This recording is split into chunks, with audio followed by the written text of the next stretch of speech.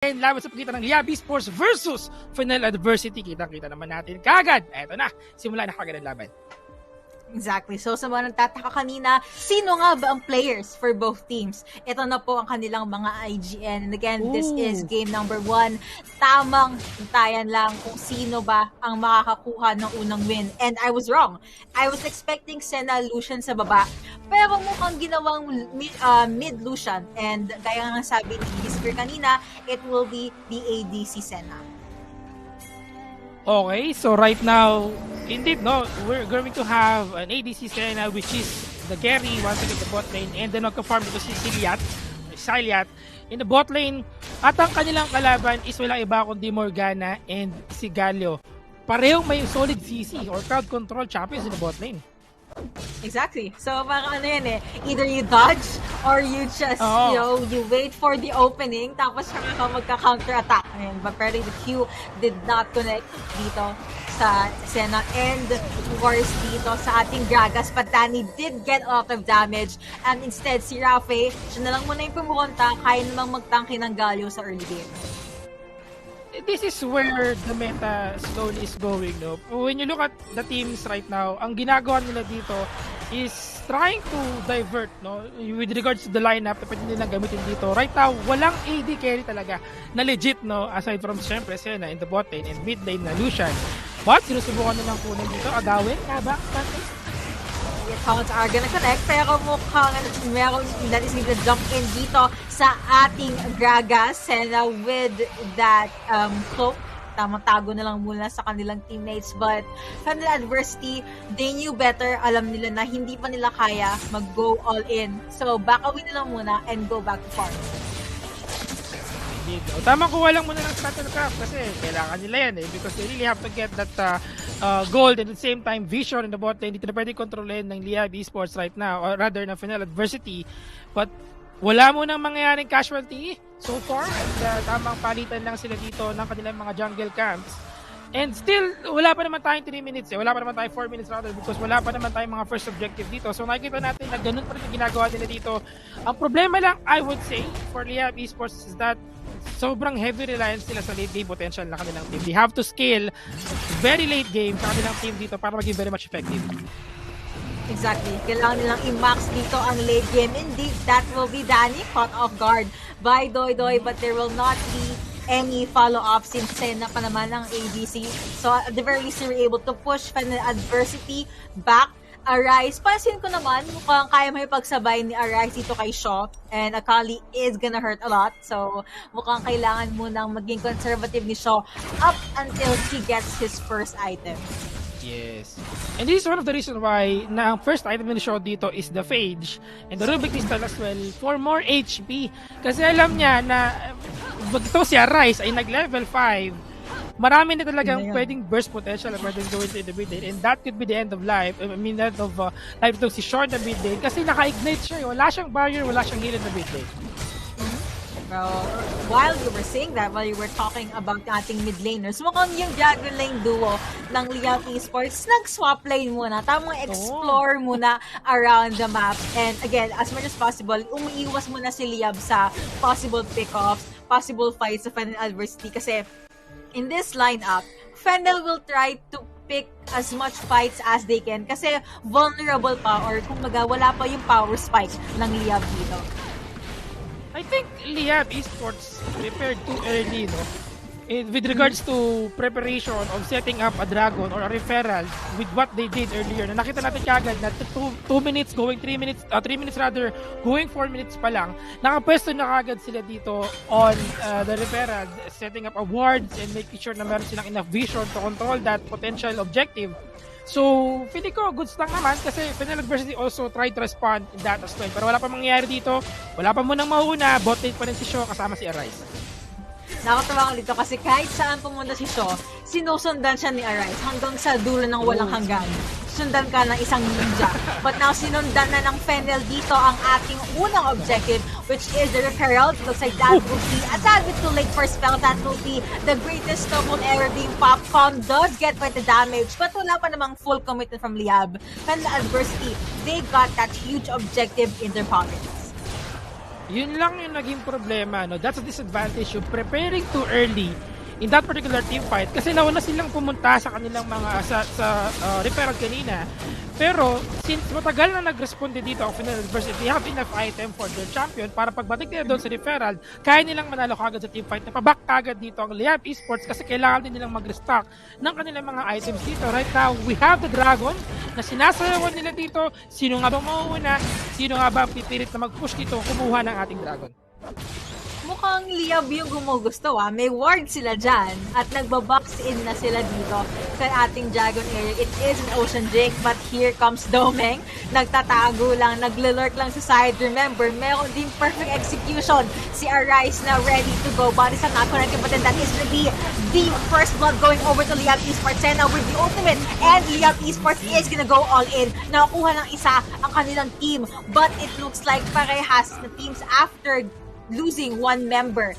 Ayaw na lang muna mag-all in. Parang you can't say for sure na it's just a support talaga. Kasi as we are trying to mention kanina, pareho pa rin carry yung bot lane natin. Maganda yung counterplay na ginawa dito ng Liyab Esports in which they were able to counterplay itong kanilang kalaban ng Dragon Fight. Pero teka lang, may mid lane bakbakan. Yep, bakbakan. Makasispel nasa unahan. Ang sakit dito ni Domeng. Kumunik pa ang Dark Binding dito. But apparently there will not be any follow-up. Kung titignan mo ang gold ngayon, magkalapit, konti na lang, magigit-gita na ang gold dito for Liyab and Fennel. Goes to show how close and tight-knit this game is. But yeah, parehas pa silang pag nabawas na isang member, huwag na tayong mag-commit muna. They are waiting for, I believe, yung 8-minute or 9-minute mark bago pa sila gumawa ng risky plays. Parang gusto nila talaga ng magandang timing in a way because right now, 7 minutes na mga kaibigan. Buhay pa rin yung ating first Dragon dito. Bayad na bayad yung ating referral mid lane. They pushed because they were able to get 2 plates overall sa ating mid lane dito. 525 na lang yung HP ng ating mid lane turret sa Liyab Esports. So, maganda at sulit yung kanilang referral. Teka lang, mid lane. Taunt are gonna come through. Domeng waiting for the perfect hop kasi na-realize sila 3v3 hindi muna sila handa. Flashes are also available for Liyab Esports. So ang Fennel, they are gonna focus on to the Baron lane but Arise will be there gumamit ng Twilight Shroud para lang makasigurado hindi makaka-ascend si Shaw. With the space created for Fennel adversity, mukhang Liyab ang makakuha ng Ocean Dragon. So decided na dito ang Liyab Esports to trade the first tier turret to the top lane to go for the Dragon para sa kanilang team. So okay lang, sige, bigay natin yung first tier, palitan naman natin dito by getting yung ating Dragon. And yun nga, they have the first Dragon. So right now, I would say na mas worth dito for Liyab Esports getting that one. Kasi nga, they have the scaling champions. They have the late game lineup dito and they need more Dragons to win the upcoming late game team fights. They do. They really do. At mukhang from series number 1 and series number 2, mas conservative and mas tactful ang ating series number 3. And I would love to see how you will be able to break down these fights. Kumbaga, laban of the micro ang dalawang teams natin dito. We are at the 8-minute mark, 9 seconds before the Rift Herald will be up. Kung titignan nyo ang minion wave dito sa ating Baron lane, it is heavily favoring Calm, which goes to show na he was able to control spells. On top of that, he is 1 level above Darius. Yes, and also, kakabuhay lang ng ating second referral. Pero wala pa, kakapatay lang din ng ating first Dragon dito. So medyo matagal-tagal pa for the next Dragon to show up. Since yun nga, referral, medyo nagkaiba na yung timing ng dalawang objective natin dito. So may pwedeng makontrol dito ng FNA, pero that's gonna be Naku po, may nakuha dalawa dito. Si Darsat will be killed going over to Liyab. Isa, dalawa ang naglaho sa Fennel adversity. They were not, Arise was not able to jump there in time. And because of the 2 champions down, Liyab Esports will be able to get the referral. It was a pretty good Curse of the Black Mist setup na ginawa dito ni Clyde na bot lane, in the mid lane rather, to make sure and pretty sure to get that first kill on their team, to get the lead para sa ating referral dito. And because of that setup para sa kanila yun, nakuha nila kagad yung referral dito, nakaisa pa sila na kill against Fennel Adversity. Not looking good for Fennel Adversity right now, but we'll see kung paano sila makaka-comeback dito.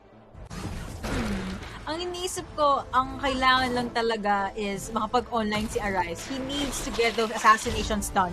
Kasi okay ang kanilang Baron lane. Danny is doing well. Na-preserve pa naman nila yung lane yun dito sa baba. That only a little bit of damage na nakuha ng turret nila. We need someone to set the tempo. And that's on Domeng and Arise. Also, seeing that how they're able to set up properly yung ating mga team fights dito. Pumapalag talaga dito yung Liyab with regards to initiating properly sa kanilang lineup or sa kanilang team dito to go against sa FLA, sa Fennel adversity. Pinipilit nila na mag-clash kagad dito, and I would say working effectively yung kanilang ginagawa dito. Going for the bot lane right now. They have the wards, so aware sila dito na may tatlo sa bot lane natin. And again, we keep on saying na sobrang close yung laban na ito. Pero close naman talaga kasi 3-1 ang score natin. 10 minutes to 11. Onti lang yung goal difference. Explosive cast has been used by this Gragas but walang follow-up. And after taking the turret, Fennel, sabi nila, sige, okay na yun. Back na tayo, ibang lane naman ang i-pressure natin. Kasi at the same time, constant ang ating pressure sa Baron lane because Arise is right there, just taking the wave, but mukhang Liyab na ang on the hunt. Possibly looking for this Akali, or they are gonna make a plan para hindi maka-escape si Arise. He is gonna be rooted, but with that shuriken flip, still alive ang ating Akali. Kung hindi lang siya nakapag-shuriken toss nun, pwede pa din na masecure yun kasi wala nang smoke screen eh. Bot lane being pushed dito, ginamit na mga kaibigan ng calling ni Sho. Dati na yung defend that one bot lane dito, pero Dragon repair sa in the bin lane. The calling already being used, so wala siyang ultimate by the time na up na ang next dragon, which is the Mountain Drake, and that's pretty important for the side of Fennel adversity. But with things going all over the map, Liyab, gusto nila kunin ang dragon sa protobelt, and nahila ang isa! You have Sena with the ultimate GSP, actually meron pala nakuha ng Zonius dito. That will be Rafe jumping in. The skill did not connect onto anyone, but at the very least, si Domeng, the focus fire, he did not die, and overall, no one actually died in that skirmish. Balik ang Liyab dito sa ating dragon, but you have Doy na tamang protekta lang sa kanyang teammates. Mayroon din crush na blacklist dito from our Senna routine gets that Mountain Dragon. Nakahila ng isa. Renekton gets kill onto Gragas, but of course, Nunu, very tanky. Napakasakit na. He gets one kill for himself, but you know who got that double kill? It will be Arise on this Akali. The macro play of Liyab Esports is working pretty well para sa kanilang team. This goes to Fennel adversity as well, pero hindi na yon gumana after they got the dragon kasi out of position na sila. Maraming naipit sa loob, nahuli sila ng Dark Binding ni Morgana, giving them more setup or more opportunity to get that position para sa kanilang team dito. At ang mahirap pa dito, ang nahuli dito is yung squeezy champion nila, which is si Clyde together with Spells. Again, the macro play from these two teams is sobrang ganda. The stain coming from Sena, the heal, at kahit ginamit na ni Danny kanina yung kanyang ultimate dito together with that Zonius or yung stasis natin, di pa rin siya nakapatay na kahit na isang champion, pero nakapag-disengage siya kagad. At yun ang maganda dito sa laban na ito. Hindi mo ba masasabi right na kung sino talaga yung may lamang? Kumbaga, the support doing his work right. Yung mga soul shackles indeed ni Danny kanina, making things happen for Fennel adversity. Si Doydor parang gustong galit na galit dito kay Rafe. Snowball or a huge slime was sent his way. Few folks here and there, first dibs ang Liyab sa ating Dragon Pit. Kaso, I believe this will just be a feint para mapataas lang ang Fennel adversity doon sa kanilang Baron Pit side. Arise constantly on split push duty. We barely saw him sa ating mga full-on team fight. And I believe kaya naman yung may pagsabahin kay Spells as long as he can burst down yung Darius na to. Yes. And talagang working effectively yung lineup ng Liyab Esports kasi sobrang tanky ng mga champions dito. Kaya tumatagal din yung laban, tapos may sustain pa coming from Clyde, which gives them the opportunity na mas tumagal pa sa mga team fights dito. Kahit na sobrang sakit ng damage na meron dito ang Fennel adversity. Nahihirapan din makahanap ng magandang target si Domeng dito. So hindi niya alam kung sino dapat unahin. Kaya ko bang talunin si Sho? Hindi, kasi si Sho is always in the backline of every team fight. Lagi siyang nasa likod. Actually, I like that you mentioned that. Kasi imagine ko, either si Shaw or si Clyde lang ang target ni Domeng. Shaw, you already said, yung reason pa ba hindi siya pwedeng talunan ni Domin dito. For Clyde, that is a Senna na pwede kang i-root, and she also has a global ultimate. On top of that, lagi siyang may kasamang Gragas na kayang-kaya kang bigyan ng cast. If you're gonna go with Doidoy, that's not really intelligent of you kasi he is very tanky. Last champion will be Darius na kaya makipag 1v1 against a Kha'Zix. So, it really gives the question, sino kaya ang tatargetin ni Doming dito? Kaya pala most of the time, parang nag-lurk lang siya sa side, nag-iintay kung sino ang pwedeng patayin, but to no avail.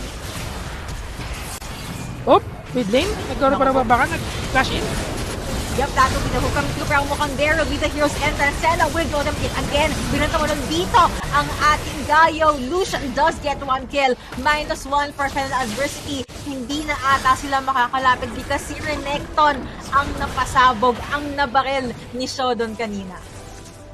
That's the problem with the current lineup of Fennel adversity right now. If they use, or if itong si Danny ay gumamit ng kanyang Black Shield to someone, at iba pang tinamaan ng loot coming from Senna, dun sila magka-translate for as their next target. Yun ang kanilang i-focus dito. At yun yung nangyari.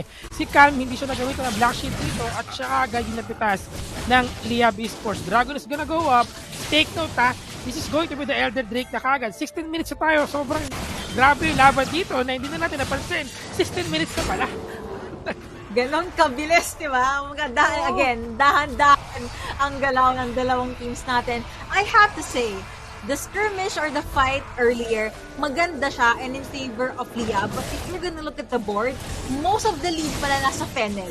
So when it comes to macro, Fennel pa rin ang nagpo-control dito. They also have quite a lot of wards sa ating Baron area. So ang gagawin nila ngayon dahil Infernal Drake to, mag-aagawa ng dalawang teams natin. We would want to get the extra damage. Si Calm, nagtatanggal or naglilinis lang ng ating laning wave in the mid lane. Domen looking again for their next target. That will not connect. Pero mukhang si Rafe, Hero's Entrance is not yet available. That will be the initiate. That will be the jump in. That will actually come through. Bilang pumasok sa Arise, they do get the kill onto this Senna. Pero mukhang na nag-knock siyang guillotine dito si Smelt and he does get the kill onto one. But in the end of that fight, Fennel adversity pa rin ang nanalo. Sean nakatayo na lang sa Gedli at naglabas na lang din ng sticker dito, si Arise. Overall, it was the red team that got that dragon and got that fight. The positioning coming from Fennel, Fennel adversity with what happened kanina. Arise focuses on the backline dito to go for Shaw at talagang nabigyan niya ng pressure si Shaw. Hindi siya nakalapit, hindi siya nakapag-free hit at sinunod lahat ni Calm together with si Rafe, yung damage coming from that rallying and every damage coming from members of Liyab Esports dito. And because of that, they were able to win that trade. 4 pinapatay nila, nakuha pa sila dito na Elder Drake together with that Baron. This is a huge win for Fennel adversity right now. Imagine, you get a team fight win. Nakapaglagay ka pa ng damage on the turret, you get the dragon and then the Baron. Ganong katagal ang death timer ng Liyab. So, ano nakikita mong way para makabawi ang Liyab dito? Because if you're gonna look at the scoreboard, 8K, 9K gold lead na meron ang meron na sa Fennel adversity. I think they just have to protect Shaw. No? Like most of the time, make sure na si Shaw ay magkaroon ng pagkakataon talaga na makapag-free hit dito. And even the burst coming from Shiliat or Shiliat dito, with that Gragas, they have to make sure that they can get this one or pick like yung ginagawa nila right now. Yup, that will be the pick-off. Mukhang hindi ka na muna makakahinga dito.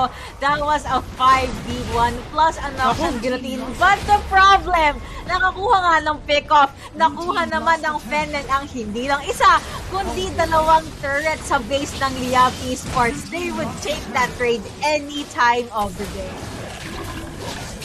That is a good decision coming from Liyab Esports to na magkaroon ng pick dito, but they forgot or maybe nawala sa isip nila dito na they have the Baron and they can potentially push the third or the inhibitor turret ng kanilang team sa moment na magpupush sila at mag-commit sila sa isang champion dito kasi wala naman silang Baron buff dito na pwede makapag-reduce ng kanilang recall.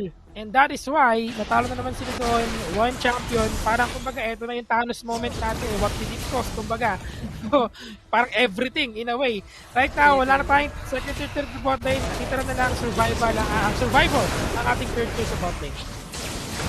Airborne, no follow-up, pero masakit ang damage na sinalo ni Danny doon. Liyab Esports, I feel na they could have been more confident saka more sure sa kanilang decision making.